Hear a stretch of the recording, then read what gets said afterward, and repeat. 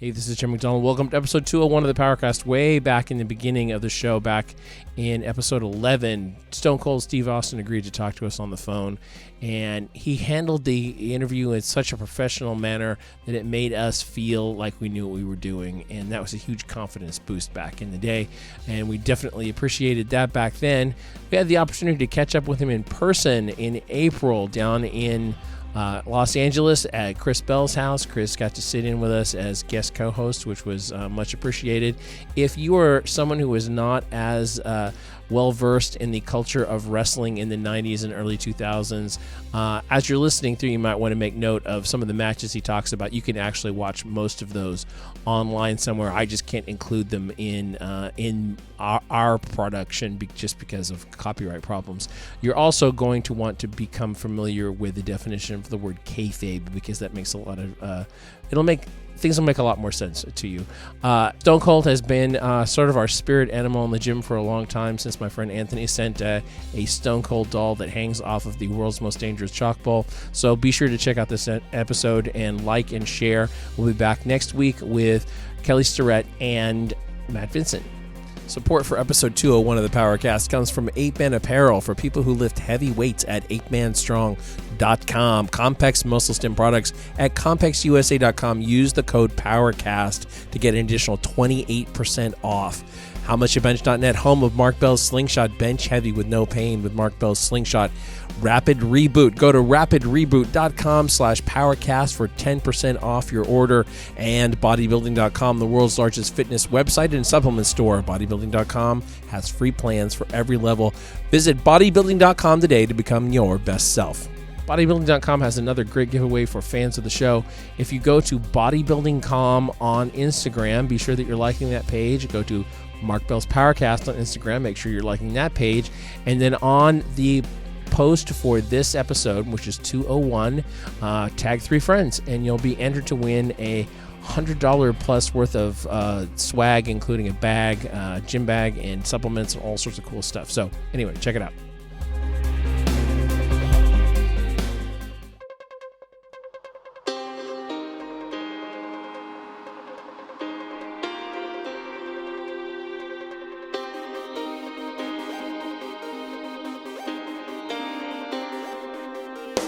Recorded live in Los Angeles, California, this is Mark Bell's PowerCast. Our special guest, the Texas Rattlesnake, Stone Cold Steve Austin. Standing just to the left of Jim McD, here's your host, Mark Bell. We should have set up the broken glass. We should have set up give me something to throw at that window right there. So just we can't talk about anything in general. We can't talk about anything specific. Okay. We can't talk about him. Yeah. We can't talk about anything that he's currently doing or anything that he's done in the past. But everything else is fair. That's just a Everything else is on the table. I just want to make sure I'm an open book. I want to make sure you're protected. Hey, can somebody offer me a little glass of water? Yeah, Absolutely. What the hell? What the fuck's going on around here? Anybody else? Water? We have coffee Some too. water. Just spit in the glass. Fuck, I ain't gonna be too big here. It's in my contract. Did you get my waiver? We have that? Where's my M&M's? All green ones. Oh, I got M&M's. Okay, all green ones. I don't want the rest of Do you them. have keto M&Ms? No, I wish. That'd be amazing. The M&M's Like left over meat from like M&Ms. a cheat day. And they're just, I don't know why I saved them. I should have just got rid of them, but I That's a good saved them. question. That this thing here in front of you that you made a living off using, just hold it up close. I didn't know you was rolling. Are we rolling? We're rolling. Why not? Oh, so Right? it's We like are, right? live to tape. Audio, yeah. We're on video yet, but Oh. that's okay. John, it's nice to meet you finally. It's good to meet you too, Bob. I'm kidding you, Jimmy. So disrespectful at this table. Oh, a real paper cup? Nothing there's- but the best here, Mike. There's your bucket of spit. You could grab him a glass. That would be okay. Chad, I'm glad you joined in on this No podcast. problem. Who is this? Why is he here? It's Chad Bell. Good job, You didn't see Chad. his prescription thugs? Nick Stevens right here. All right. Enough with the bullshit name calling. You just didn't like that name. No, but just like Mark said earlier, before we started actually rolling, I can't talk about anything I'm doing generally, currently, specifically. Anything that I've done in the past is off limits. Anything that I want to do in the future is completely off limits. My personal life, professional life, off limits. My philosophical beliefs, religious and political beliefs, off the table. Other than that, I'm an open book and ready for questions. Yeah, we'll ask you anything. Yeah. A lot of this can be traced back to Vince McMahon, who we can't talk about either. Can't talk about it, not here on the podcast. Actually, you weren't even supposed to mention his name, but that's okay. Oh, whoops. But afterwards, you can call me on the 1-800 line, and I can give you all the 411. I used For to 99 cents a minute. At 99 cents I used to love when you Text set up supply. the match, when you talk about wrestling somebody and you'd build it up and build it up and build it up and build it up and build it up and then say, but not tonight. But not tonight. That's the best. What? Oh, here we go. Oh, look at Give this. you a big glass. I'm holding a little bit of water A today. big boy glass. Boom. I got lots of water for here. this kind of thing. This Yeah, you entertainment know thing. that. Okay, are Yeah. we rolling on cameras yet? Okay, awesome. All the cameras are rolling, but we're not. We're off to a terrible start. Yeah. I I think just that gave all y'all my best stuff, and you weren't rolling? What kind of podcast is this? what happened? They were Did rolling. you hit the button? This is bogus. Weren't you rolling? No, we're rolling. And I spent 6 hours watching SuperTraining.tv before I came here and make sure I was up to speed with everything you guys were doing. That's a waste of time. Did you get the script? No. Johnny, Jim, Johnny, James, Jim. I wrote the script last night. I sent it to You you. sent it? I don't know. We're doing So I was awful. up all night trying to memorize all my answers. We're doing awful with this so far. We're here today with Stone Cold Steve Austin. We got my bro here, my sidekick. Bro, why don't you kick it off a little bit by talking about kind of our first interaction with seeing Stone Cold on screen and how fired up he's gotten us over the years. Well, I don't know about the first time we saw him on screen, but I do remember being, in my late 30s, maybe even over 40. What a fucking loser. Being at the Staples Center, right? Being a two-time loser. I had already worked for WWE. I'd been a fan of WWE forever. But when the glass breaks and Stone Cold comes out through the curtain, I still jump out of the There's chair. nothing like it. I still get goosebumps, and I'm so fired up. And it's not because I know him; it's because the energy that he always brought. Unmatched. Yeah, it's unrivaled. It's it's something that just would get us so excited. And so you've been an inspiration to us for a long, long time since we started liking this stuff. We plan on kissing your ass for the next hour. You don't have to pay us even. $5. $5 for that. That's a 50. Okay. But I had a good time in that business, so. We love you, man. We thought, that you were one of the people that brought it every single time. You're one of the people that always inspired us to kick ass from day one. Was that something that you set out to do? Like you're like, I'm going to go in the ring and I'm going to tear it up. No, I mean, well, just like going from the way I was brought up, Dad always used to tell us, man, he goes, Stephen, he goes, if you're going to do something, do it right the first time or don't do it. And another thing he used to always say was, Stephen, if you're going to do something, don't half-ass it. Do it right the first time. So, I mean, it was just that work ethic. And so sometimes, it's like I've said in the past, you could be on the road, you could be dead dog tired, but man, when that glass breaks or anybody else's music would hit for them personally. But for me, when that glass broke, man, it's time to go to work. Hey, man, all those other people came all the way to the arena.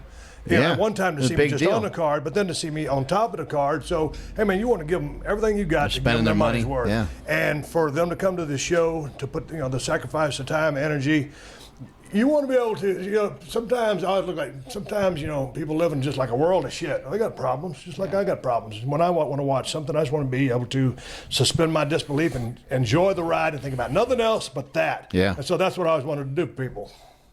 You talk a little bit about growing up. Where'd you grow up? South Texas, but I was born in Austin, Texas. My folks got a divorce, and my mother moved down to Victoria, which is where I used to say I'm from. So I spent a couple years in Victoria, and my mother met Ken Williams. They married, and my stepfather adopted me and my two brothers. Oh, okay. And then my stepdad, who I call my real dad. Gotcha. That's the way I look at him.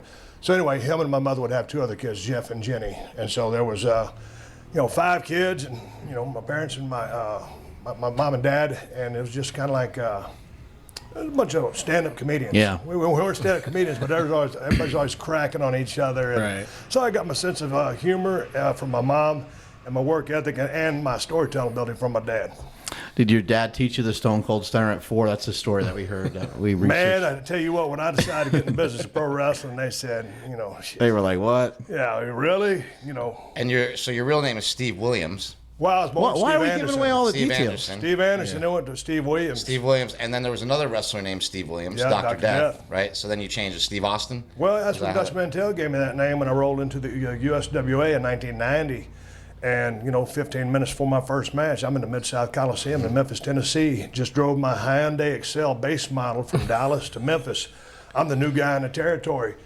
And Dutch didn't even know I was going to show up. He said, well, what's your name? I said, Steve Williams. He goes, you can't be that here. I said, why not? He goes, you just can't because of Dr. Death. Yeah. I mean, when you're 24 years old, you're just new in the business, and now you're going to be faced making maybe a life-changing, career-altering decision. Sure. You want to put a lot of time and thought into It's a big deal.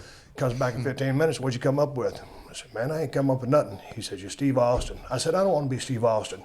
Reason why? Respect for the $6 million man. Three majors. Yeah. He goes, all right, you got 5 minutes to come up with a name. He comes back in 5 minutes. He goes, what'd you come up with? I said, I ain't come up with nothing. He goes, you're Steve Austin. So I said, the reason I'm talking so fast because I told that story a million times, but that's a damn true story. Yeah. And then I legally changed my name to Steve Austin probably 10 or 12 years ago just for IP purposes and just to make life easier in general. Not to be a mark for the name, but it does make life easier. How does that work, with like WWE? You built a name and a brand like kind of through WWE, and then how does it work when you retired sort of thing? Well, they, being the smart people that they are, trademark Stone Cold Steve Austin. Right. And, probably in anything you've done in your business endeavors with the slingshot and all the stuff. Sometimes when you first get into business, it's like the old, sometimes these rock and roll bands, it's the old starving rock and roll artist contract you just sign and you just think everything's going to be hunky-dory. Along the way, it's kind of incumbent upon you to learn business protocol and what's up. Yeah. So, I think WWE now was doing their due diligence in protecting what they had invested time and money into. And so they trademarked Stone Cold Steve Austin. I'm Steve Austin. And I have no problem with that because, man, we're talking 2017 as we sit here at this table, and I don't live in the past. I live my life as Steve Austin. But when I get seen on the street, people will always know that I'm Stone Cold Steve Austin, and that's good enough for me. I'm cool being just Steve Austin. So if you make something or do something through WWE, then it's kind of a Stone Cold thing. Then, property. But we'll say Steve Austin, Stone Cold Steve Austin. We'll combine the two. I mean, Stone Cold Steve Austin completely changed the face of professional wrestling. So when we were young kids, we grew up watching Hulk Hogan, and then wrestling died. There was like a period of time where it was just dead. It was completely Hogan dead. and Macho Man back in the day. The in-between years, and they probably don't like to hear it, but Shawn Michaels and Bret Hart and all that stuff, wrestling was dead. It just wasn't the same. It cycled down because I got to give Brett and Sean so much respect. They were They're awesome. My favorites, yeah. They were amazing. But as you know, because of y'all's relationship with the business and the business, it is cyclical. Yeah. It was on a downturn. It was on a downturn, and it wasn't because of the guys. The wrestling was actually incredible then. It just was on a downturn, and then all of a sudden, when you became popular, when you got over with the crowd at the King of the Ring, it just took on this whole new thing. And you were able to sell more T-shirts than Hulk Hogan ever did, which is probably one of the most amazing feats. Just being able to grow that popular that fast. What was that ride like? Well, it was cool because I'd been fired from WCW because Eric Bischoff, who I'm good friends with, decided to let me go from my WCW contract. And, was it kind of because you're injured and stuff, right? Yeah, kind of injury prone, which I wasn't injury prone. I just had a string of injuries, So, and he didn't see it was any. probably because he had lost that match to Hacksaw Jim Duggan on a back body drop. They really didn't see any marketability in me. And, based almost the exact words you used were based on the amount of days you've been incapacitated, based on the amount of days we're paying you, we're going to exercise our right to terminate the agreement. That sounded like a lot of big words to me. So basically I said back to him, so basically you're telling me I'm fired, right? And he said, yeah. I said, okay. Just tell me I'm fired. Yeah. But it was all cool. So to be able to get to WWF at the time, and when I came in, Mark Henry was brought in, Cactus Jack was brought in, Big Van Vader, a couple of other guys. Yeah. Those guys were getting big pushes, and they already had a merch line laid out for those guys. And they didn't have shit lined out for me. And Jimmy Miranda used to run the merch, and a hardworking guy. And I'd always go up to Jimmy and say, Jimmy, has the office got any plans for a T-shirt for me? And he goes, nope, they don't, Stephen. And so finally, I got that Austin 316 promo. And then finally, here comes Jimmy. He goes, and this is after months of being there. And Jimmy comes up and he goes, Stephen, The office finally wants to do a T-shirt for you. You got any ideas? I said, you goddamn right I do. I said, put Austin 316 on the front, put a skull on the put a skull on the back, and carve it in like it says, Stone Cold, like with a chisel. I said, okay, Stephen. They made the shirt, and it took off. Wow. The shirt took off kind of right away? Well, yeah, it took off right from the get-go. Well, you did that promo, and the next night people that were there promo with was a big signs that said Austin 316, right? And But there was a little hitch there, though, because when I decided I wanted to put a skull on the back of that shirt, they ran it created by Vince. And Vince says, hey, I said, this might be kind of infringing on The Undertaker's gimmick. And I said, I don't think so. And he goes, well, if you clear it by Mark, then it's okay with me. Yeah. So I went over to Taker, and that's how cool he is. I said, Mark, man, I want to do a T-shirt and put a skull on the back, but Vince feels like I'm kind of infringing on your gimmick.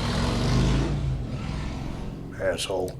So Mark said, no, man, that's cool. Go ahead. And so Mark was cool enough to clear the skull, and from then on, everything was pretty much skull-based. But, yeah, the Austin 316, and that was a fluke promo that I got lucky on because of the situations that happened to set that promo up. And then on the button of that came up with the Stone Cold Said So line just on the fly, and everything was kind of just, it was a real lucky break after fighting through a lot of political bureaucracy and BS for 7.5 years. Another guy that's been there forever, you just talked about The Undertaker, just retired. Yeah. It's pretty emotional. Did you watch that? How did you feel about that, seeing him, end it? The first time I watched WrestleMania 33, I didn't watch the whole event. I cherry-picked a couple of matches. That was one of the ones I watched. I watched the finish go down, and then I turned the television off. I was going to do a podcast on it myself and break down some of the matches. So then I watched WrestleMania in its entirety.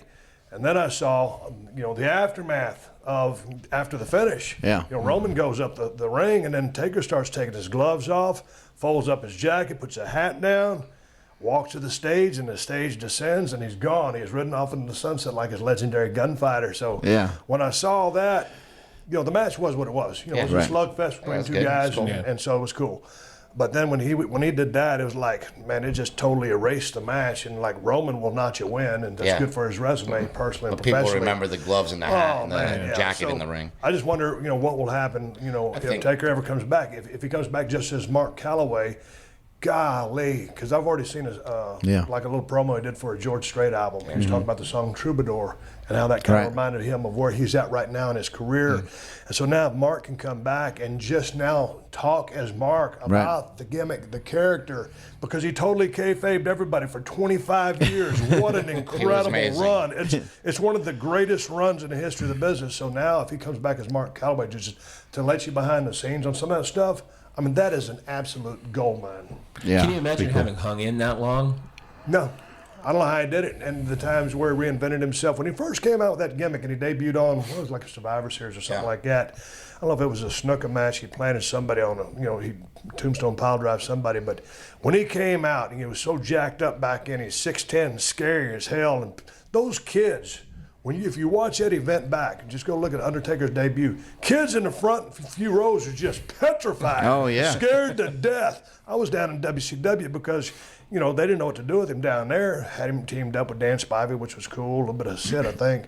But anyway, big, tall guy with all this potential that they could not see down there.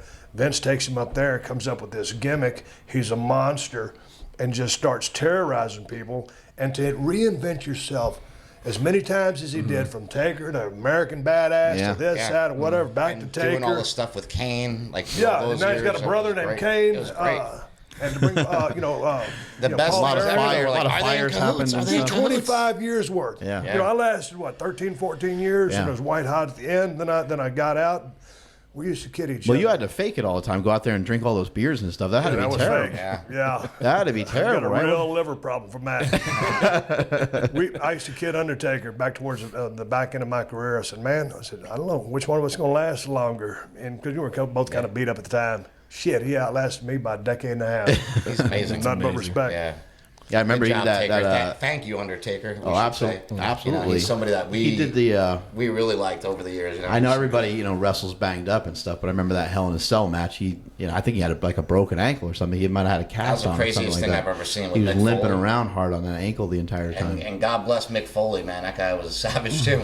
Oh, that match was crazy. Incredible. The deal was that night, I forget the town we were in. Pittsburgh. Where? Pittsburgh, Mellon Arena. I just got out of the hospital in Houston, had a staph infection for 3 days in my elbow. So I rolled into the pay-per-view, had Mick in the main event, and we're going to have to follow Taker and Mick.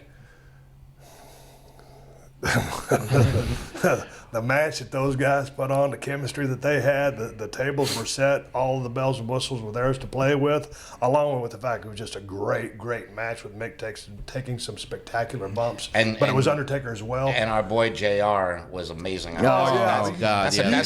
You watch two guys go out there and knock it out of the park like that. The commentary's unbelievable. And then try to follow that. We tried as hard as we could, and it was an okay match. And I love working with Kane, but you can't follow nothing like that.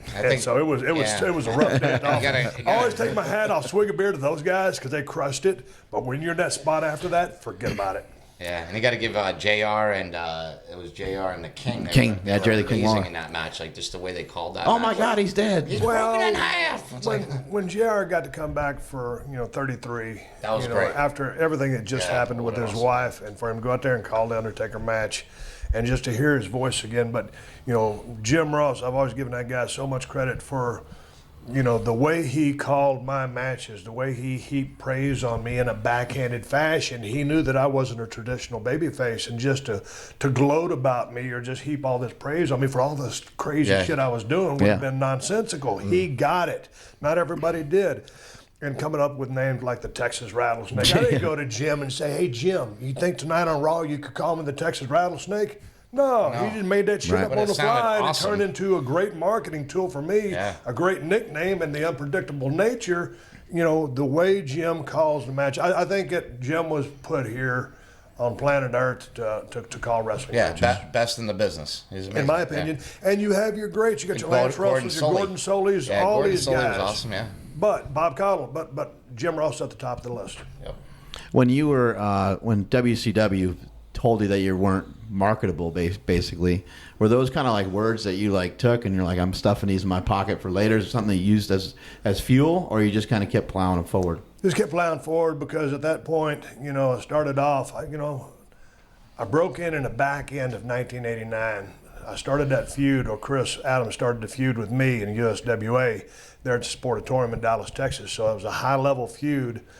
And I won Rookie of the Year in 1990. That's pretty cool. Yeah. And so when I look back at that stuff, I was a drizzling shits because I was very, very green, but I was very aggressive. Right. So, when you're a rookie, that's just the way everybody is. The way it goes. Look at the way you powerlifted back into what you're doing now. Absolutely. Everything changes. Yeah. So, when I got knocked off and fired, I was still putting everything together. I had a real good sense of the mechanics of the business, had a good control of psychology inside the ring.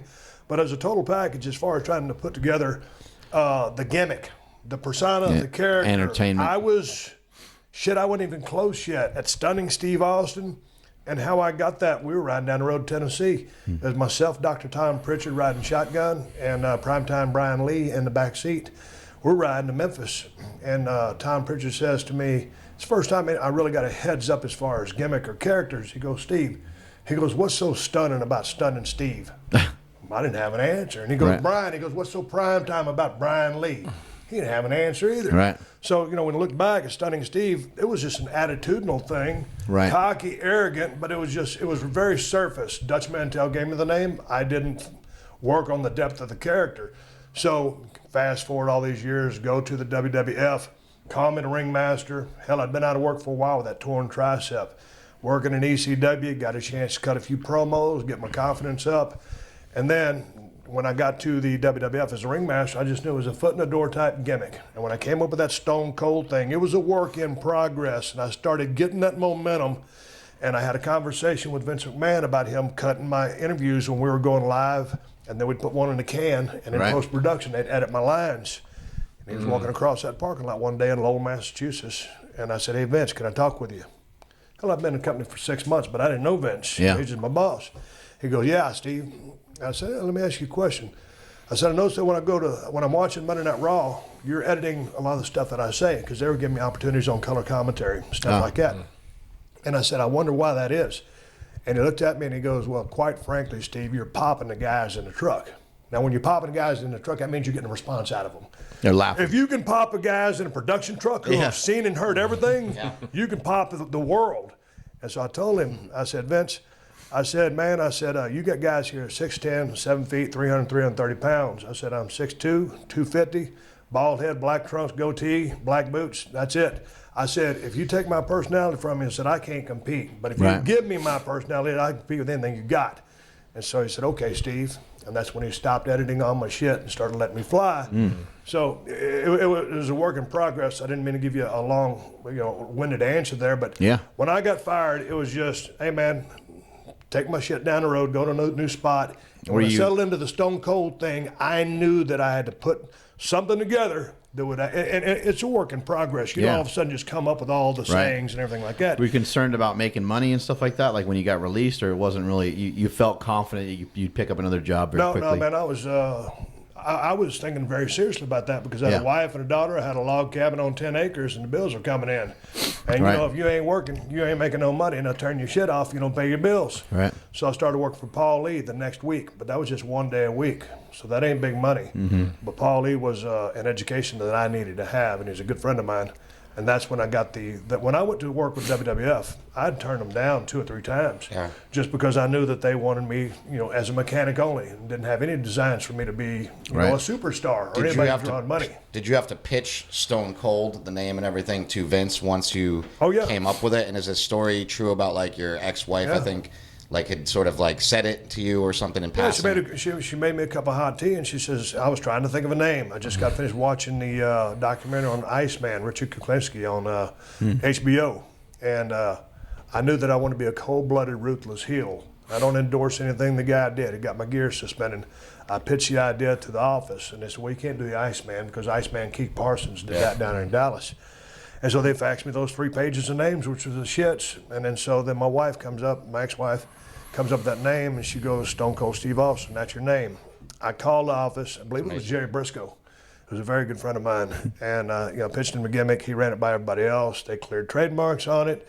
And they said, okay, you can be Stone Cold Steve Austin. It's kind of almost like, you what the fuck is the ringmaster who lets you be Stone Cold Steve Austin? Ain't gonna mean shit anyway, so what we got to lose? Right. So we're just gonna let you try it. It wasn't like it clicked and then it's off the races. So it wasn't like there was any big production as far as announcing Stone Cold Steve Austin. I remember shuffling to the ring. Well, I was walking to the ring aggressively, and I remember hearing from Victoria, Texas, Stone Cold Steve Austin, and that was it. And I just went out there and beat the shit out of somebody. Right. And I was working with a real physical style, laying my stuff in, not really even strong style, but just being snug, and you couldn't see through my shit. Then talking that South Texas trash that I heard growing up, and then things just started catching on, and it evolved into what it did. It did, winning King of the Ring '96, getting handpicked by Brett to work some matches, and then Vince. That was a big deal. Oh, absolutely. The feud with Bret Hart was a huge deal. I think a lot of people don't understand that you were one of the best actual in-ring wrestlers also. Unbelievable. Not just a entertainer overall. They said Hulk Hogan had 3 moves and he perfected them, which is fine, and that's awesome. But you were really a good technical wrestler. Is that something that you prided yourself in, or? Man, I was pretty good a pretty good wrestler in WCW and learning the SWA with Dr. Tom and running down the road with the gorgeous Gary Young, Billy Travis, those guys, and Bill Dundee. So I was trying to be more of a scientific wrestler, and I was almost basing myself kind of on like a Ric Flair type, model. Yeah. Not like, but kind of a chicken shit heel, but not like Ric Flair, but in that vein. And then after getting dropped on my head and having to change my style to more of a brawling style, to answer your question, I was a pretty decent wrestler. Yeah, you were with really no amateur background, so I could go and I could work, and I was aggressive. But when I got dropped on my head, that brawling style, which I kind of call pro style now, that was the thing that really also fit into the Stone Cold package. But you also pulled out some cool moves, like the Lou Thez press. Stole that from Bill Dundee. Yeah, it's like one of the coolest things. So is it something so you saw it but it was old enough to where you could recycle it? And then where did Stunner come from? Well, that was Fayetteville, North Carolina. Man, walked into the building, Michael P.S. Hayes. And Michael P.S. Hayes was also the guy that gave me the 411 when Jake cut the religious promo on me at King of the Ring in '96. So, man, I'll have my career to Michael P.S. Hayes. Yeah, he's amazing. He comes up to me and goes, hey, kid, you got a second? I said, yeah. I was a huge Freebirds fan when I was playing football at North Texas State and Denton. Hell, I'd drive down to Dallas 35 miles and watch the Von Erichs fight the Freebirds. So I was a huge Freebirds fan. And I go down to the ring, and we get a couple of, enhancement guys. Might want to. Some people call them jobbers. And they said, hey, can we borrow a couple of you guys? And they were nice enough to say yes. And we go in there, and he goes, man, Johnny Ace uses this Ace Crusher over in Japan, but he goes flat. He goes, what if you do it, but you go down to your ass? And I said, all right. And at the time, I was using $1 Million Dream, which was off Ted DiBiase, because when I came in, Ted DiBiase, one of my favorites, was my manager. Like, the whole wasn't really working for me. No pizzazz to it for me, and it was just from Ted. And I liked it. And so I started using what they would end up calling the Stone Cold Stunner. They named it, I didn't, and it turned out to be a great name. And then, a few months went by, and it was like, you know what, we need something. Bless you, Jackie. We needed something to set it up. And so when you watch Jake the Snake go for the DDT, one of the best, if not the best finishing maneuver in all of pro wrestling, he set it up with a short arm clothesline. So then you know it's coming. Right. You know that's what he wants to do. Right. And maybe a guy's going to back out of it, hook the ropes, or do something, powder. And so I figured, you know what?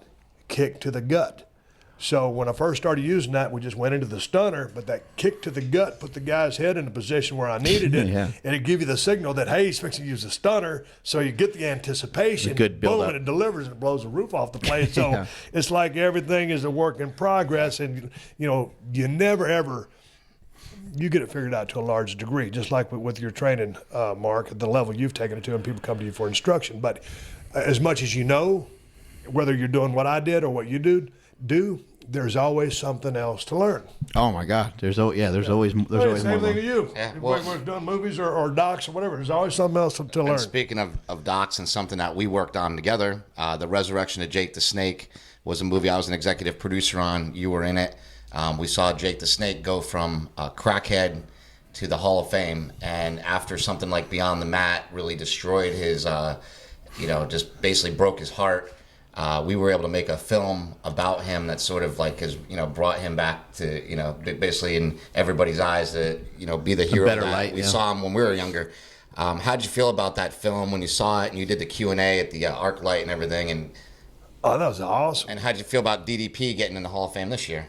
Well, first of all, I'll go back to the documentary about Jake the Snake Roberts. I mean, man, when Dallas said, whoever was involved was making that, I was thinking, Steve Yu. I'm thinking, man, I don't know what to expect, because Dallas is a friend of mine. When I first came to Los Angeles, I lived with him in a condo in Playa Vista, and he'd be in there on his computer every morning when I got up, working on what was called DDP yoga or yoga for regular guys way back in the day. It's morphed into what it is now, and I was thinking, man, what the fuck is this guy doing? Yoga ain't gonna do shit.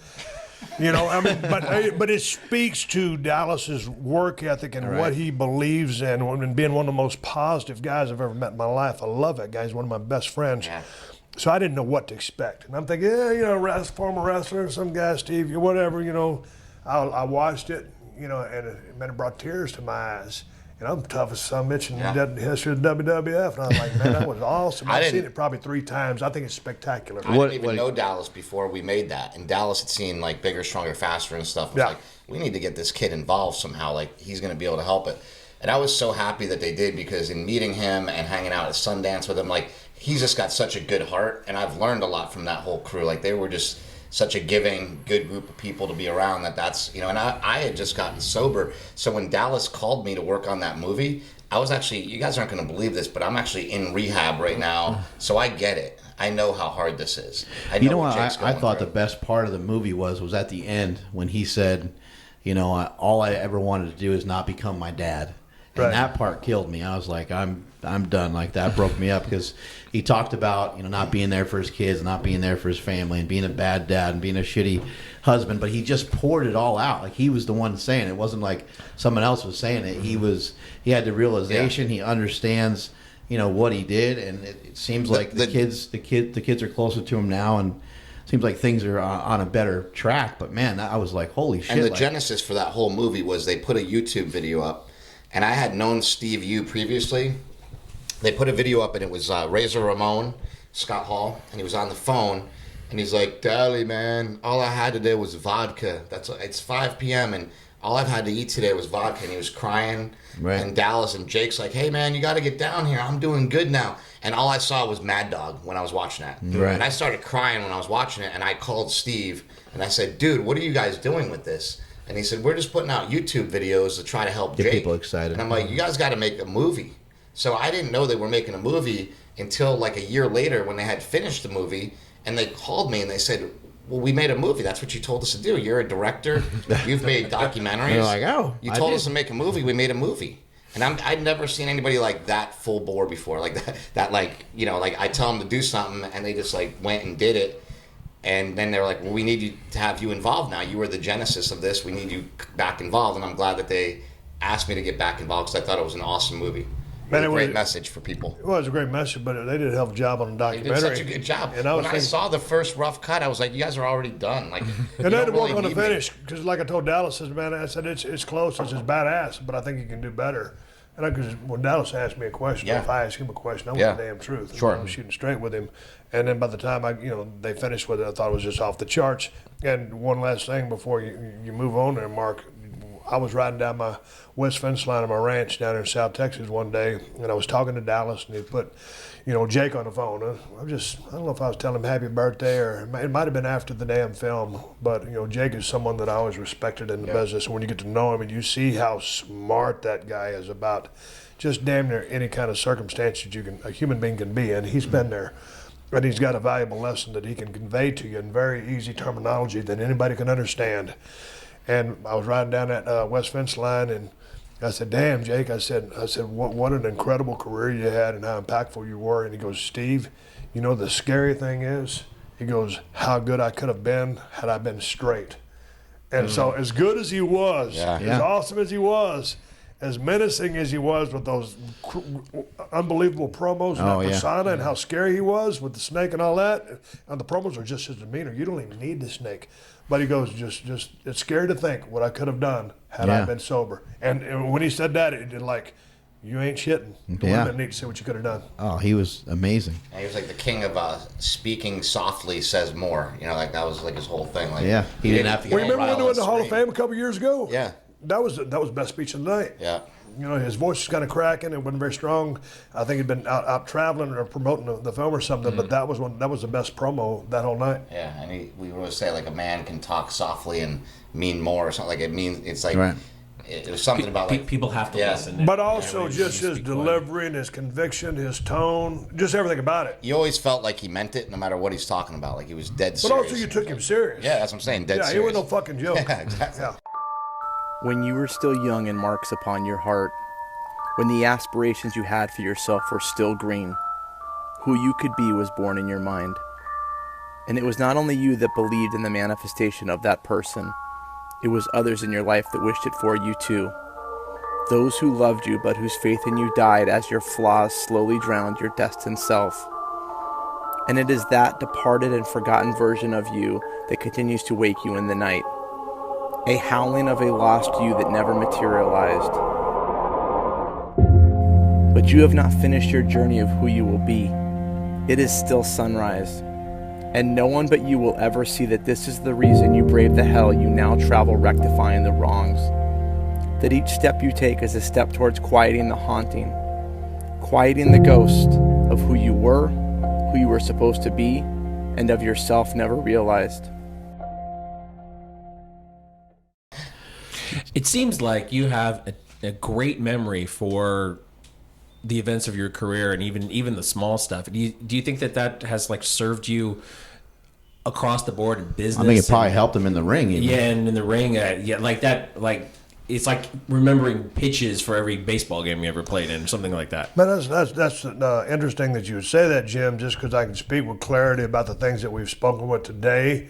But it's like there's so many holes and gaps in there, like the invasion, era or the invasion angle. Man, I remember, and I tell people all the time, they think I don't want to talk about the invasion angle. I don't remember it. Yeah. So there's big chunks in there of stuff that I don't recall, but the kind of the iconic stuff or just the teeth of what helped me get over some of the things that I really remember. Hell, I remember more stories, or more stuff from Ric Flair's career than I do myself. Oh, okay. So yeah, I've drawn upon the mistakes that I've made and or the successes that I've had to take the next step or take a step backwards or sideways and then learn from that to go forward again. But yeah, I don't remember everything.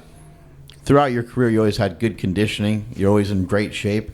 Did you always think think to yourself, these are factors that I can control, and I need to always be on point with that? Man, I tell you what, when I got into business coming out of North Texas State University, and I was kind of that blue chipper in Chris's class because, I was 6'2", 250, 255, and I was pretty jacked. Yeah. And I had I had the makings, and I had pretty good cardio, but man, all of a sudden you get into business pro wrestling, and I was starving down there in USWA. I was eating, 3 potatoes. That was only my meals. That was the only thing I'd eat for 3 days. 1 potato for breakfast, 1 potato for lunch, 1 potato for dinner. Short on time, short on cash. And the money. The tuna fish ran out, and so that's all I could afford to eat till I got paid in Evansville, Indiana again. So, hell, I lost so much weight, and I was so tired and run down in USWA. When you can't work and you got a little bit of a physique, for those days, in that territory, I'd do about 25, 50 push-ups before I went out. So, like, when I went out, like, hey, man, that blonde-headed kid got pretty good, arms, chest, and jacks on him. After being there for a couple of months, eating 3 potatoes a day, I said, fuck the push-ups. I don't care what I look like. Yeah. I'm just trying to go out there and have a match. Right. And so I didn't have the energy to do push-ups. But anyway, to fast forward all through it, I always believed in training and doing your cardio and staying in shape because you got to take care of your body because your body's making you living. Right. But to that point, although I train like a bodybuilder, let's say training chest. 12, 15 sets, 4 sets of 10 here, 4 sets of 10 here, 4 sets of 10. Okay, you're done with chest, move on to tries. But I wasn't a bodybuilder. Right. I trained like one. As far as weights go, back in the day, I could throw around some pretty decent weights, but it wasn't about that either. It was just about maintaining the look. So I always trained hard and did my cardio. And then you're so busy when you're on the road with pro wrestling or sports entertainment, as they call it today. I mean, you could basically, I was eating anything because I was so active. And during my WWF days, I mean, drinking so much Crown Royal and vodka and living the rock and roll part of it as well. Still maintaining a halfway decent physique, but I wasn't a body guy. Right. I didn't need to be a body guy, but I wasn't a slob either. So I rode that lightning bolt right in the middle. Need to look like an ass But training kicker. was always paramount. And there's guys that say, hey, man, Steve Austin was a buzzsaw. He never stopped.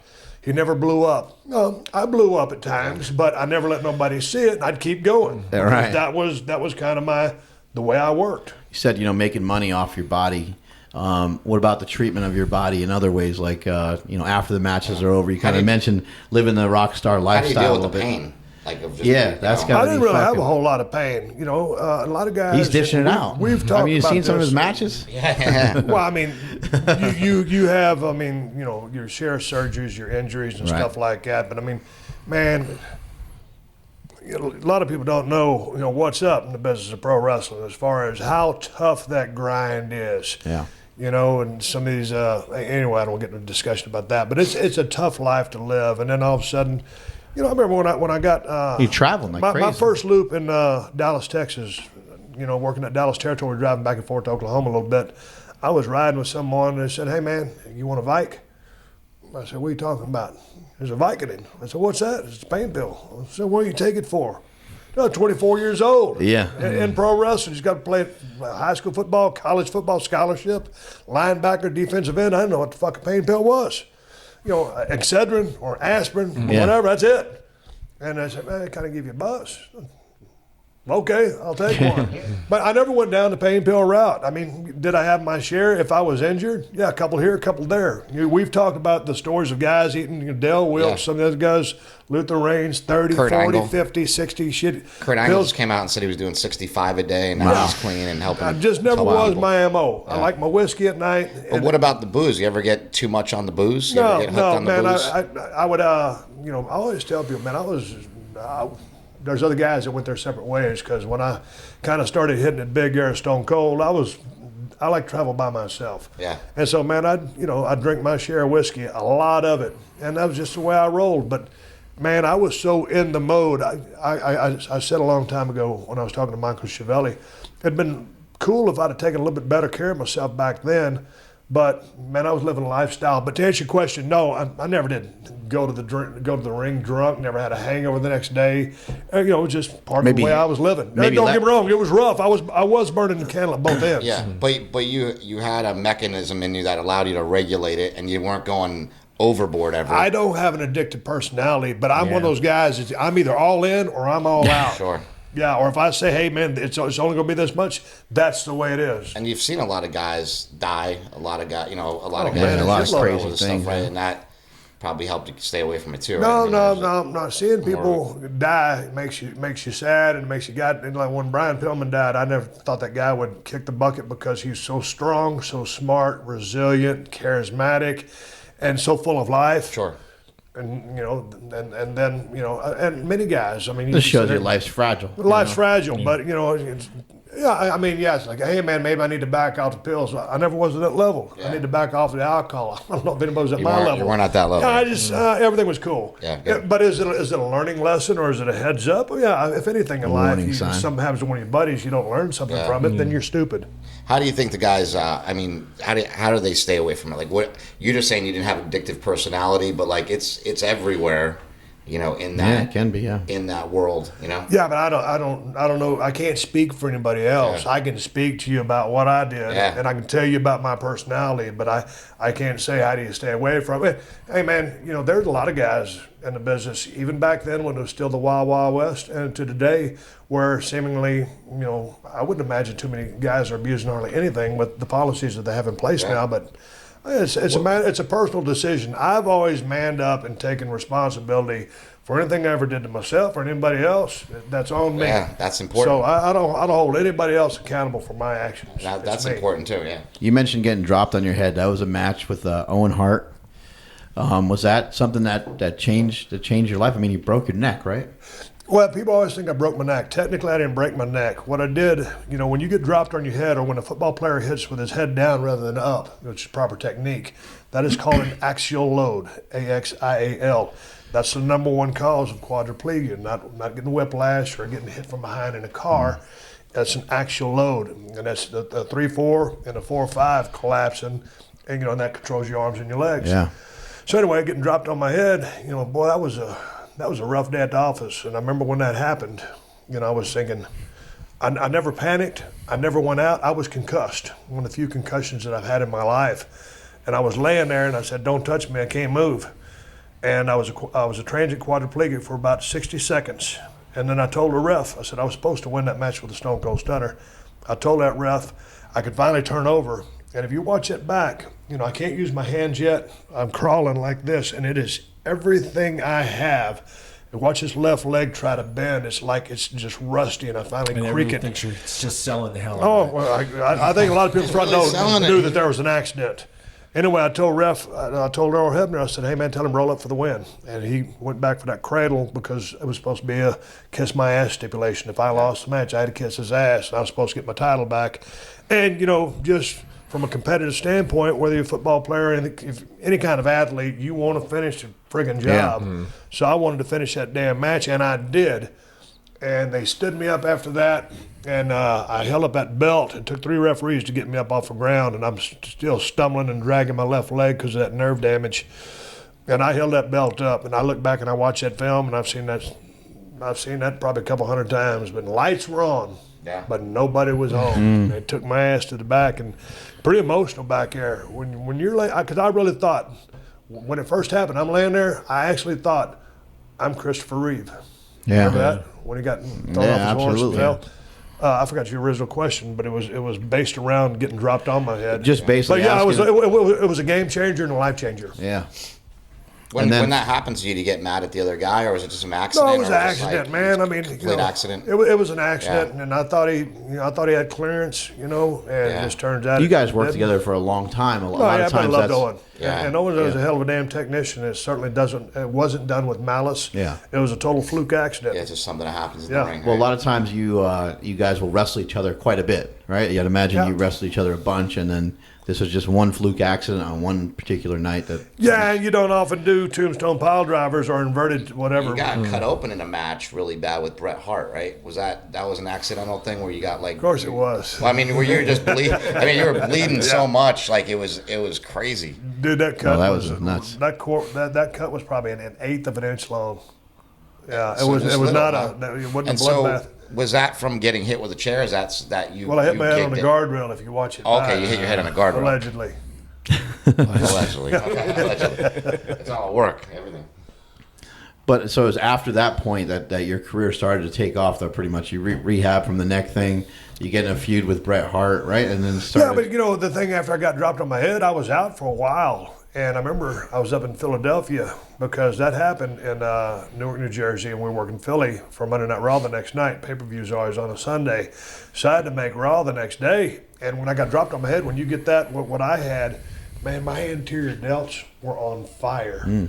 And I was concussed, but my anterior delts were like if you put icy hot on them. Yeah. And that would last like that for like 2, 3, 4 weeks. And I didn't think it was ever going to go away. So I went to go see the specialist, and that was because all the neurological damage I'd incurred, of some of which I still suffer from today. And finally that started turning into like an itch, and it started becoming less intense. And then it finally went away. I didn't think it ever would. But that was just from that C3, 4, 5 trauma. And the doctor I went and saw was Dr. Joseph Torg, and he was one of the leading guys in the United States of America, and we were talking. And he goes, Steve, I really don't think you need to get back in the ring. Doctor thought the business was a shoot. I said, well, listen, Doc, I said, I ain't got to get pile drived every night. I said, as a matter of fact, I said, I've never taken another one in my life. Yeah. He goes, oh, you can control what you do? And I said, yeah. Yeah. He goes, I think it was 3 or 4 months, and they started putting me in 6-mans and stuff like that. He goes, that's when he okayed me or cleared me to get back in the ring. And then, things would take off. And I wish I would have never got dropped on my head, because I think I probably could have made it till I was about 45, and I retired at 38. And I left a lot of money, a lot of storylines, and a lot of good times, on the table that I could never realize. But then it was, I think getting dropped on my head showed the world that, hey man, this motherfucker's pretty bad. I mean, to get dropped on your head, finish the match, and then come back from that, I think it spoke to the strength of the Stone Cold character. And I don't never try to tout myself or blow my horn as a tough guy. Certainly not from a fighting standpoint, but hey man, when tough shit happens, I'm gonna make it through, because that's what tough people do, or that's what you got to do when you got to depend on yourself, and that's the way I was raised. Bret Hart and Vince McMahon, had their kind of feud, or whatever you want to call it. Was that kind of the start of you kind of having a feud with Vince McMahon? Was something in the WWE kind of happening where it's like, okay, this is a thing to like Bret Hart beat the shit out of your boss? Whatever. Yeah, maybe it is. But I can't remember what year that was when Bret pushed Vince down on his ass. Well, that was shortly before. Well, you won the belt the first time, WrestleMania 16. Well, it's in Beyond the Mat, 14. Isn't it? Was that the 14? Name of the movie? Yeah. So it was right before. But when I first started feuding with Vince, I don't know if he was already doing the thing, and wrestling people, journalists will know the exact dates of this. I don't know, Jim. Just one of the things I don't remember the chronology of how everything went down. But I think Vince and Bret were doing some feud or something, and then I started doing those. What was the Saturday program called? Todd Pettengill and Sonny, Superstars, whatever called. They were hosting it, and I was live in studio, and I was talking all kinds of trash. And then also on the interview between myself and Bret when he was in Canada, talking about the comeback on that first match. And the cat wasn't out of the bag as far as people knowing that Vince owned the company. Yeah. And I said it right there in one of those interviews. I said, "Oh, Vince, everybody knows that you're the one pulling all the strings here." I basically called him out and didn't expose him, but I mean, it was kind of kayfabe at the time. Right. And anyway, so we just started doing that deal, and that one night when he came up with the idea for me to do that stunner on him in Madison Square Garden, I mean, holy shit. I mean, that was a real launching platform. And I've loved working with all the guys that I got a chance to work major programs with.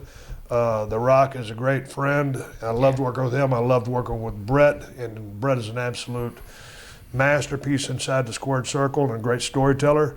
But that feud with Vince transcended wrestling and went into, because everybody here beating up your boss. You had to tune in every week. Everybody liked to punch your fucking boss in the mouth at one point or another. Well, like when you're filling up the boss's car with cement. You're driving a cement truck in. Yeah, what was and you're driving Zambonis to the ring and stuff. When people get a chance to live vicariously through those storylines, it's like when you watch a movie or see something, or there's something that you can identify with. it resonates with you more than coolest thing something ever. that can't. So people could, I don't know of anybody, male or female, that could not relate to the storylines Yeah. that we were putting on. Who wouldn't want to go to an arena, commandeer a Zamboni, and drive it out through to the ring, smash it into the ring, and jump off the top and smash a guy and then drink some beers? It's like, it was the coolest shit ever, to where you're like, this is getting so Remember creative. driving in the And beer from truck and then hosing down Vince McMahon in the middle of the ring and From a stuff. creativity point of view, no one ever went there or even came close. You know, it's like now those if scenarios, somebody's yeah. doing it, it's copying off of what Stone Cold did. It was so original. Yeah, but it was original. A lot of it was, and it was fun. And I'll never forget when I drove the Monster Limo. I think I was out here in California. It was Anaheim, maybe. Amazing. And I drove the Monster Limo. We were at that. We were there. And I had to hit that first car, and that wasn't a four-wheel drive limo, I don't think. I think it was a two-wheel drive. And he goes, listen, he goes, when you hit that first car, you're going to have to be careful, get the wheels up and then gas it. He goes, two things are going to happen. We're either going to jump it and get over it, or the front axles are going to collapse. And I said, all right. Yeah. And the dude's in the back of the Monster Limo, and he goes, man, go a little bit fast. I said, all right. Boy, we hit that thing and the gas it and got over it. But I was fully prepared for it. You know, the front axles to collapse, clusterfuck, walk into the building and do whatever I had to They do. pre-tape it or they were doing it live? No, I did it live. Yeah. Oh, I'll never forget when I drove that Zamboni. You know, the guy, he had to teach me how to drive a Zamboni, right? And so, man, this is how the guy makes his livelihood, driving a Zamboni clear the ice for the hockey team. And I was like, man, I promise you, I'll take care of it. Because for a shoot, I don't want to tear up his machine. Yeah. Boy, I come over, ran in the corner, crashed through the gate, and then ran over that light, dragged that light all the way to the ring. Crashed into the ring, jumped off the hood of that thing, clothesline Vince, who was spectacular as an opponent, guy that you could work with. He loved getting killed, it seemed like. He Well, nah, man, the guy just likes to put on a good show. Yeah, he And was finally, very, he theatrical. wanted to be in the business his whole life. Yeah. He One had of to, the he had to very fight animated. his dad to get in the business. And the only reason he got in because, one time Vince Sr. was having a hard time promoting Bangor, Maine. Mm-hmm. And Vince Sr. told Vince, he says, if you can go up there and make that show a success, I'll let you get in the business. Vince went up there, worked his ass off. The show was a success. Right. He gets in the business.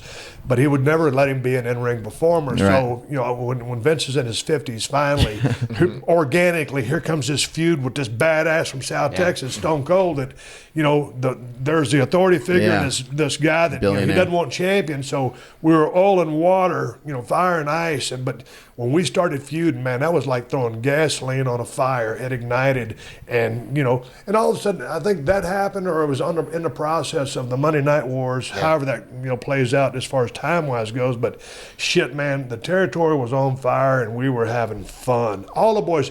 And when you go back to look at that locker room, I mean, shit, 3/4 of the locker room is going to be in the Hall of Fame by the time it's all over with. We had a good crew. It's so funny to think that the people would look at it and say, the character of Stone Cold is somebody who knows how to drive a Zamboni. And it seems like it was so much fun. I mean, like, you were in the ring with Mike Tyson. Like, that moment was such a fun moment, and it's like you're just acting out there. But did you have a lot of fun when you got to get there with Mike Tyson, and you told him, you say right to Mike Tyson's face, you got your eyes locked on the toughest son of a bitch, and then you push him, like it just a brawl breaks out. It's like all over the news the next day because people aren't really quite sure if it's real, right? So that's what Vince was looking for, because he was looking for worldwide eyeballs to be on the product, and he got his money's worth and then some. He pitched the idea to me, and I'm like, hey man, I'm working with Shawn Michaels. He's one of the greatest of all time. Do we really need Mike Tyson? And I go, oh, fuck, Mike's going to be great. Of course, I was, being small-minded. Yeah. And when Mike showed up, man, I hit it off immediately with a guy. I mean, I just saw him in Marina Del Rey at the Ritz a few months ago and got a chance to hug him and say hi to him. But it was fun hanging out and talking with Mike, because Mike knows more about the history of the business than most of the boys because he's such a fan. Yeah. And so I hit it off real good with him, and don't know his phone number, don't text him. But when I see Mike, everything's cool. I had a blast working with that guy. When he pushed me and I went back for him, it was a straight up shoot. Now, I knew he was going to push me, but it was a shoot aspect for me trying to get back at his ass, because Jerry Briscoe, watch all those guys holding me down. Sure. I'm kicking and scratching. It looks so real. Back. It was real. But also, if you watch that back closely, when he pushes me, I don't know if Mike was going to a gentleman's club or whatever afterwards, but $100 bills, about 20 or 30 of them just fall out all over the ring. Watch his handlers. Yeah. Watch the footage back. They're all picking up hundreds. Oh, my God. It was crazy. I heard he used to walk around with like $100,000 in cash. Well, I mean, he could. He made that much money. But, I mean, it was Is there any very point? fun. Is there any point where you're like, this is fucking Mike Tyson? No, man, I was Stone Cold Steve Austin. Just like I said, man, when you step foot in the WWF ring, you step foot in my office. You know, so it was all cool. But there's no doubt. I mean, if Mike wanted to tee off, clock me. I mean, could he have drilled me? I wouldn't have had it. But I wouldn't have had a snowball's chance in hell. But your acting, you were so confident that you seemed like you got the better of him. Well, I was good at what I did. I mean, I'm in 120%. Yeah, and awesome. and I didn't think. And I loved even Vince starting out. He's like, You ruined it. You ruined it. Damn it, Austin, you ruined it. It felt so real because like that's how you felt like he felt about you. Like you were ruining the whole WWE for him. What also, man, back then, I mean, you kind of went over it one time, or here's what's going to go. Here's kind of what we'd like to happen, and then you go out there and you do it, and it evolves and turn into everything else. And the spontaneity of it was bad shit because you didn't know what was going to happen. Because if I'd have got hold of him, they had to make sure that I didn't get a hold of him because there's going to be some shit go down. And I might end up with a black eye. Yeah. And Mike was the consummate pro and the ultimate guy to work with. I mean, he was amazing. But I have no illusions about it. If it turned into a full-blown fight, Mike would kick my ass. Yeah, I'm out. In the time since you retired, I mean, you're as relevant in the world in general and in the wrestling world as maybe you've ever been, and certainly more than a lot of guys who are currently in the game. Like, yeah, absolutely. Has that been part of a master plan, or has it been taking advantage of opportunities as they come up, or? No, I mean, just as far as being, still around, been staying busy, but as busy as I want to be. I turned down a lot of acting stuff because I don't care for acting. I don't want to remember any words. You like producing the shows? Yeah, I like to offer my 2 cents. What do you like to do now? Producer. Podcast? My podcast is cool. I have fun doing that. But, I host my show still on CMT, Broken Skull Challenge. I created that show. I'm working with the best athletes in the United States, CrossFit, Spartan racers, people like that. I mean, we got some real badasses that each season that goes by, people say, hey, man, this is no bullshit. This is a real deal. Yeah. People love that show. I love it, too, because it's a simple concept. And so I enjoyed doing that. And, I came out. Actually, I was talking to Gunnar Peterson yesterday about it, and they were saying, like, that show is so legit. Like, those courses are so hard, and the actual what they have to go through and all that stuff like that they were talking about. Well, it's been influential because, I mean, there's been 4 or 5 shows sprung off of, and I can say, like there was superstars. I mean, there was Gladiators before we came around. There was American Ninja Warrior before we came around. And, it's like that's a really cool show. I enjoy that show. But Broken Skull Challenge is completely different because, man, you're dealing with another human being, head to head, 3 rounds before you get on that course. You got to earn the right. And all of a sudden, you and me, Mark, going to start going at it. And, who wants it more? And you might be stronger than me, but, if I have more technique, maybe I'm going to beat you. Maybe your strength will overpower me. But our goal is the same, to get that skull buster. Yeah. So all of a sudden, man, you going head-to-head with somebody, you're just tugging on a rope. Yeah. I mean, it gets competitive. Now, did you think of this idea? I think of some of them, but don't make no mistake, man. It's a big production. Sure, I know it's a huge production. You got a lot of people throwing their hats in the ring here. Did you pitch it to somebody, or somebody come to you? No, we pitched it to CMT. Yeah, okay. They had asked me to host Redneck Island. I said, yeah, I'll host it, but in hosting that, I'd like to come back and pitch you a show. Yeah, and we pitched it, and I said, I thought they might want a little bit more of a humor side to it, like a wipeout style. Sure. And it's like, no, man, we're down with the hardcore heavy duty competition. I said, that's what I'm talking about. Yeah, that's what I wanted. And so that's what I got. And so I have fun doing that. And is that just at your place in Texas? No, man, that's filmed in Agua Dulce, California. It's 50 miles out of Los Angeles. We had I'd wanted to film it at the Broken Skull Ranch down in South Texas, but logistically, that would be a nightmare. Yeah. I mean, you're talking about a crew of about 80 people. You're talking about bringing contestants in and out. You kind of live in the middle of nowhere, correct? Yeah, my ranch is in the middle of nowhere. Yeah. And Agua Dulce is 50 miles out. And the thing that works so good about that, man, I got a badass, 45-foot trailer with 4 slides. I live out there 5 days a week, oh, cool. So I don't have to fight traffic going in or out. And I can go there, and I've got my basically I just got a power rack, some dumbbells, some bars, curl bars, and I got my Kawasaki mule that I'll ride around. I'll walk I'll go hiking, after work, because we start, about 8 o'clock in the morning. We knock off right before dark because you can't shoot anymore. And so then I got to do 2 podcasts. So it's a busy time. But man, when you're getting paid to, motivate people on top of a mountain in the middle of a desert and the best athletes in America, and you draw inspiration from that. And it's different than trash talking someone as far as trying to get a match out of them, in a ring. Right. I treat these people like the best athletes in the United States, which they are. I set the table for them to come out and shine and be a superstar. Who has impressed you the most? Hunter McIntyre. One of the top obstacle course racers in the world, top Spartan racer. The guy's a big guy. He won it, didn't he? Yeah. I mean, that guy's a bad stick of wood.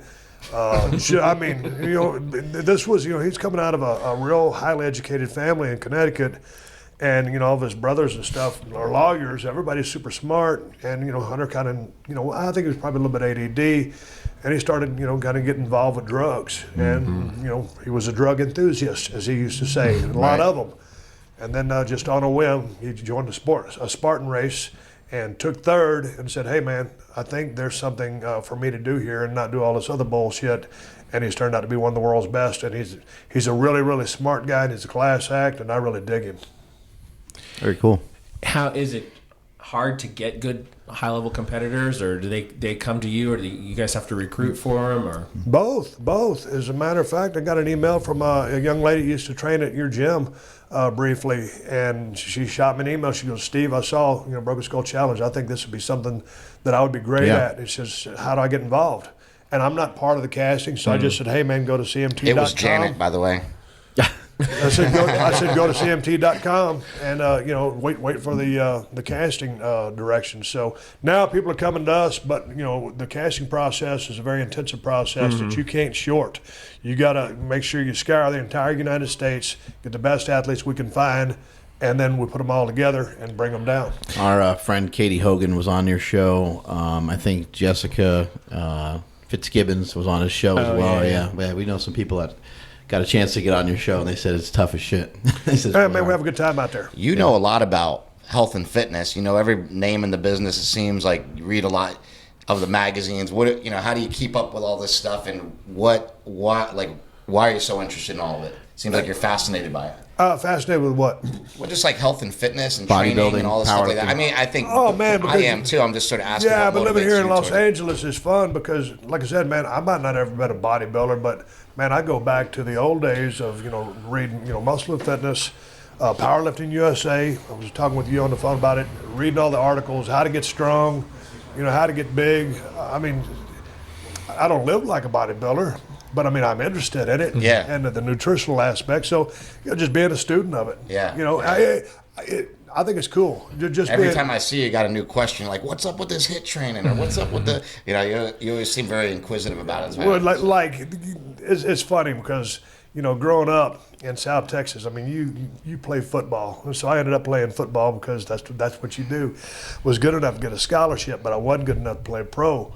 But always following bodybuilding magazines, powerlifting magazines for routines, knowledge, because knowledge is power. Absolutely. And the more you know, the more results you can get. So, yeah, man, do I look like I'm fresh out of Gold's Gym? Or, no, those aren't my genetics. That's not what I'm trying to do. But am I interested in knowing what guys are doing and how they train? Absolutely. Because, hell, Mark and I talk, I don't know, once a month or sometimes twice a month. I'll just call you and ask you about a different technique. Yeah. Like it's something I'm very interested in. But people sometimes they get too caught up in the Stone Cold character that they saw on television for so long. Like, it's all he does is drink beer and whiskey and shit like that. Well, yeah, I do that too. And I'm very interested in beer. That's how I came out with my own. That was my formulation with Rob Croxall from El Segundo Brewing Company to come up with that taste. But I'm very interested in weightlifting because, through everything that I've done, appearance does matter. It always comes back. I'm not going to look like a Greek god, but I want to look as good as I can. You've gone to the point where you've been pretty damn lean. When I saw you at the premiere of Jake the Snake, I think you might have been doing a Broken Skull new season or something. You're pretty damn lean. It all depends on what season it is. I mean, like right now, I'm trying to tune up because I think we might get season 5 out of this thing, so I'll be tuned up. I was a little disappointed in my appearance the last season because That was 4 months following a major rotator cuff surgery on my right shoulder with a torn infra, torn supra, irregular labrum tear. It was a major surgery, and I had the left one rebuilt. And that It's hard when you can't train. Yeah. Well, yeah. So like now I'm training with medium weights, but now it's more about the pump and just try to get as much blood What going as about possible. nutrition? You do anything specific for nutrition? Oh or you just man, kinda I was eat? talking with Mark about that the other day on the phone. Man, I'm weighing everything I'm eating. Just probably 270 grams of protein and probably about 300 grams of carbs, and the rest I'll make up with MCT oils to try to clock in anywhere between 3,200 and 3,600. Do you ever, like with your shoulder being banged up, you ever stumble upon anything that helps you get through your workouts or anything like that? Yeah, the slingshot. The slingshot works wonders. There we go. Didn't see that one coming at all. I know. Yeah, you said that you were, you're back to like dropping weight and stuff. What body weight do you want to get down to? You got something that you want to get to, a goal? When I met Sly, when I was going to do the Expendables many years ago, I showed up at his office, and Sly came around the corner, and I'd never met him before. He had a pair of jeans on, like a nice T-shirt. Man, he just veined out shredded everywhere. And I shook his hand and said, "Hey man, nice to meet you." And I just right off the bat, I said, "Hey man," I said, "what are you running, about 4 or 5%?" That got me over right there. What are you running? I thought you meant gear. I was like, No, about 4 or 5% body fat. He knew what was up, and he goes, "I think I'm about 5." We went in and had the meeting, and he gave me the part immediately. I thought I was going to have to read for it, do something with him, or just. And I showed up at my house, and it was Sly calling me. And he goes, "What are you weighing?" And I said, "About 237. Dude, I ain't been 237 in like forever. College. And he goes, I'd like you about 245. So I put some carbs back in. So working with Sly, to answer your question. He wanted to make you heavier, so he looked leaner. Well, no, it's going to look better when he beats up a bigger guy. Right. And so I was a little spindly at 37. So I think to answer your question, I think probably I'm a pretty shitty 267 now. I think if I go 250, I think to walk at 250, and the way my body fat's distributed, I'm a little heavy in the midsection to begin with. So if I'm standing there same body fat percentage with a guy who's a meso, I'm gonna look like shit. He's gonna look like $1 million. So I got to work with my genetics. But to answer your question is to give you a body weight 250. It's kind of hard because you're still on TV, you're still in the public eye. And so you don't want to, those images out of you, being heavy and having people say, "Oh man, have you seen Stone Cold lately? It looks like shit." No, dude. You want to feel good and look good, right? Yeah, man. When I was on Broken Skull Challenge, I mean, I'm working with the cream of the crop, best athletes in America. So all these guys and gals are like spectacular shape, and I got that gimp shoulder from the rotator cuff surgery. The wind was blowing this way, up against my drum. I'm thinking, God damn it! I'm walking to the challenge trying to suck my gut in. I know what's up. That's when you know it's bad, when you suck your stomach in and you pull your shirt away and there's still no hope for you. You still look fucking fat. It's the illusion. Shoot me high. Chest high. Above the nipples. Yeah. You work in film, but there's always tricks of the trade. Oh, no. And I hate seeing myself if I'm not. Oh, the worst. Like in Prescription Thugs, I was a drug addict and I was like 260 pounds, and now I weigh 185. So it's like seeing that on camera, I can't even watch the movie because I can't look at myself. So it's not like any of the content of the movie. It's just seeing myself. I'm like, I don't even see it. So well, it's like just watching some of my old stuff back. If I watch old wrestling stuff, I still like to watch the pay-per-view, see what the guys and girls are doing these days, and I'll break down some matches and talk about what they're doing. If I was to go back and look at some of my shit, first of all, I would critique the hell out of what I was doing in the ring. As far as my podcast, I don't listen to my podcast because I don't like the way my voice sounds. And then on Broken Skull, I'm watching because I got to watch the show so I can tweet about it, talk about it, and promote it. But I'm like, God damn, you look like shit. Yeah. It goes, and I told my wife, there's no way if season 5 rolls around, I'm gonna look like this again. And so now, like the onus is on me to get my ass in shape. Where did WWE go right this year at WrestleMania? What did you like about it? I give WrestleMania B-. I look at that event as glass half full because when I watch, I want to watch as a fan. Yeah, sure. I'm gonna pick things up, and like if me and someone else that never watches are watching the show, I'm gonna see things that they never thought of. Or if we go to a powerlifting meet, Mark, you're gonna see things that I don't. The guy might have got the lift, but I didn't see what you saw. Might not recognize from a technique standpoint. Right. So watching it as an expert and wanting to watch as a fan, I thought I loved AJ and Shane. That was the first match, but I love that good. match. A lot of people, thought AJ should have been there with another wrestler, so to speak. But Shane did a premier job, and it was Shane's what it always was. fun. Well, yeah, He's the but best. he worked his ass off, and I love Yeah. that match. I thought the girls did a great job in that four-way because they can be total clusterfucks. Yeah. And they got rid of Nia Jax. She played really good on the strong side in the beginning with all three working against her. And then I think they got cut short on time, but I'm a big fan of Bayley, Charlotte, and Sasha. Charlotte, as well as Nia. I think is awesome. Like I think she's going to be. All those girls that you just mentioned are great. But Charlotte, man, when you're talking about second generation, and your father happens to be the greatest of all time, and he's my favorite pro wrestler. We were backstage at the Staples Center like a couple weeks ago, and Charlotte was like the last one, back there. There's all these fans backstage, and she's just taking pictures with everybody, just being such a professional, and it's so good to see. I'm like, it's like I already liked her for what she was doing, but then to see all that and her working with the kids and hanging out, and a lot of the guys do that, but I'm saying to see her doing that was really cool. She was really classy and class act, Yeah, and I thought the guys in that ladder match, those things can be such clusters. It's Yeah, unbelievable. the Hardy Boys coming back was cool. Oh, man. Well, the Hardy Boys got the biggest reception of the night. If they'd had a roof over that arena, over that stadium, it'd have blown it off. And so it's good to see those guys get back. I thought they told a good story. Those matches can be so dangerous. And the Hardy Boys have been in more spectacular matches, like 17, WrestleMania in Houston. But, I mean, that was a very, very good match. Great to see Everybody Kurt stayed Angle safe. back on a WWE. He was on, Hall of Fame and everything. That was cool. Kurt is, man, he's one of the best talents to get The come stuff down that here. you did with Kurt Angle was so it was brilliant. amazing. When you guys would sing it, like was that so was much the best. fun. That was the best stuff because your comedy. A lot of people don't know your comedy is on point. Yeah, but here's the thing about that. And the only reason I came up with all that shit was because when Booker T put me through that table in Meadowlands, again, this place where I got dropped on my head, almost paralyzed. When he put me through that table, I bounced off that table and hit a steel chair, and I broke 3 transverse processes in my lower back. So, every night before I would go out and do something, there'd be a doctor in the dressing room with 60 milligrams of Toradol shooting me up so I could go out and do something.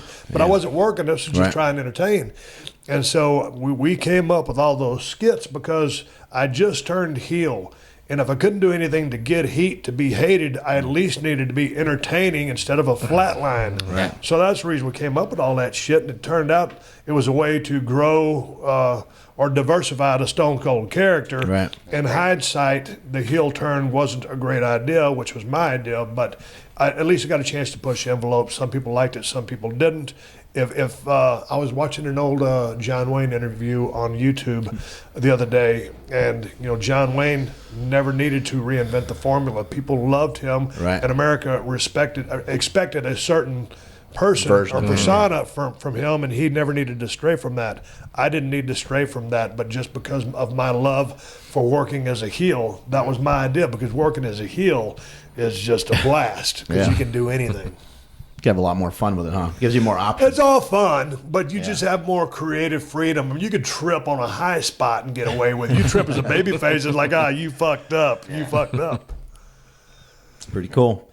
What's going on right now? Any projects on the horizon? Projects on the horizon. Now I'm gonna head to Texas on Tuesday. When's this podcast going to drop? At some point. Well, at some point. As we're talking right stacked up at now, the I'm moment. planning a trip to Texas. Go down there and visit my folks for a couple of days, and then come on back. And then work on some more beer stuff and continue to promote the knife. And I'm really getting tuned up because I think there's going to be another season for Broken Skull Challenge. And, hell, after I wrap up here, I got to get to recording and get a couple of podcasts after this week. You'll be jealous of how far ahead we are because we're in July now. You bastard. Yeah. I go week to week, and a lot of people don't understand how I do my schedule. And like I got an older brother, and he's 2 years older than me. And he'll tell me in 2 years where he's going to go on vacation and then what they're going to do while they're there. And I'll wake up tomorrow and I'll tell my wife, you know what, I'm thinking about going to the ranch. And she goes, really? And she says, when are you leaving? Thursday. She goes, how long are you going to stay? A week to 10 days. Play it by ear. And sure enough, I'll be heading down to the ranch. But that's how I do everything. I just go fly by the seat of my pants. And I have some long-range goals or things that I want to accomplish, but I don't get caught up in all the bullshit. I just like to play it by ear. Well, here's what we did, and you might find this appealing. We brought a bunch of bodybuilding.com girls in. We did like 5 or 6 shows in 7 days, and we've been last October, and we've been running ahead ever since. So Yeah, that helped a lot. Yeah. And it's nice when you get ahead of the curve. Like before I go to production for Broken Skull, I'll have 6 or 8 shows in the can, and so I just do opens, close, and reads. So I know what it feels like to get there. It's nice when you're ahead of the curve and not trying to keep up with the curve. I didn't want to sell him down the river because he's my brother, but over the last, I would say about 2-3 months, he's been talking a lot of trash about you. He's talking about meeting you here today and having a match with you today. We brought this table out there. It's been building up for kind of a long time. I didn't want to bring it up, but the stuff that he said is like the stuff he said about Texas, the stuff he said It's about him wearing makeup. Yeah, and how everything you do is fake, and all these different things. And so when I walk the streets of Venice, California, Marina Del Rey, I always have a blade on me because you run into assholes like this every now and then. And this just happens to be my knife. This guy's lying. This is a plug. This is the Workingman. It's a Steve Austin knife from Cold Steel Knives. And it's lime green because, it's lime green because it comes in lime green, blaze orange, and OD green because, like a tape measure, if you lay it down, it catches your eye when you see it. And I didn't know Chris was going to be on here on the podcast. Nice. So, Mark, I brought you one of these knives. There we go. This is the blaze orange model. It's a Steve Austin Workingman knife from Cold Steel And what's Knives. special about it? What's special about it? What do you get with this? Don't show him. You just held this knife in your hand and you didn't see what's special about it. This is about a $45 knife, so it's mid-range price. The Broken Skull was a high-end knife. This is everyday carry, just like the other one is. Ambidextrous thumb stud. It's just it's a workhorse of a knife, 3.5-inch blade.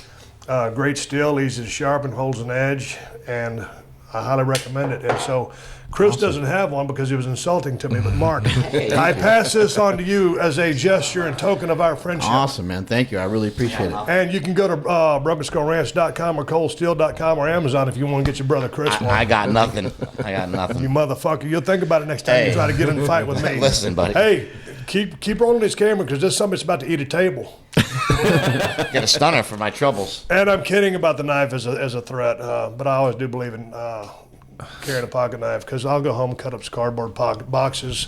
Trash day is Monday. Got to cut all this shit up. Maybe I got to cut some string or open some bills and pay those fucking bills. Open up a present that maybe Open he'll up a send present. you instead of being an asshole. Oh yeah. How do you like being my neighbor? Gonna whoop ass with it? You like this? You like I this didn't know area? you lived so close, but I knew Parker. You like was this in area town. though? Oh yeah, I Pretty love nice, Venice. right? Yeah. Very cool area. Awesome having you on the show. Thank you so much. Hey, for I your want to time. thank everybody here. Jimmy, you were tremendous. God dang, Chad, it's good seeing you again. Michael, See you, Brian. God damn it, it's good seeing you. Thanks, man. I want to thanks for and man, I love the gym. What's it called? I can't remember. Super training, yeah. And y'all are in We're Calabasas, California.